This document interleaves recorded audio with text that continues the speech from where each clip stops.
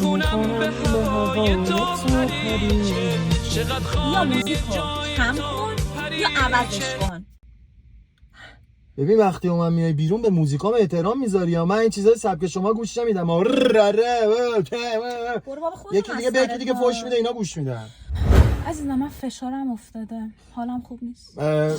در داشبورد رو باز کن، سمت راست شکلات، سمت چپ پاسیل، اون وسط هم این مارشالو شارمالو اون نرماست دوست دارن اینو بخور دلم درد میکنه. زیرت بیا ناپروکسن بخوری خوراک همینه قشنگ. در ناپروکسن یه قرصه میخوری. ببین تو دیگه خیلی بلدی ها دیگه داری منو عصبی میکنی ها. چرا زود قضاوت میکنی؟ چرا شما هم میترسین فکر کنید ما با تجربه این؟ من چند بار پزشکی پاس کردم بلدم. تو رو خدا کدوم دانشگاه؟ کف خیابون. برای خیابون اندرز گوینا. من میبری دارو خونه عزیزم؟ چی میخوای؟ چیزی لازم دارم دیگه، ایست شخصیه، ایست خانومانه میخوام.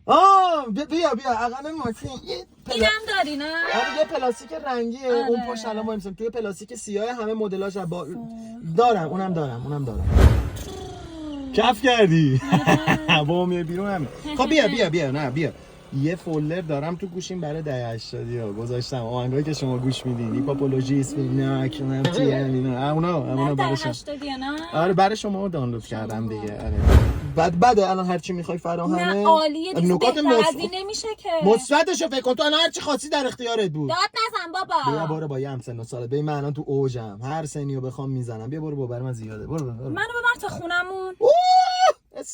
استاپ خودم هم حساب کنم لابد.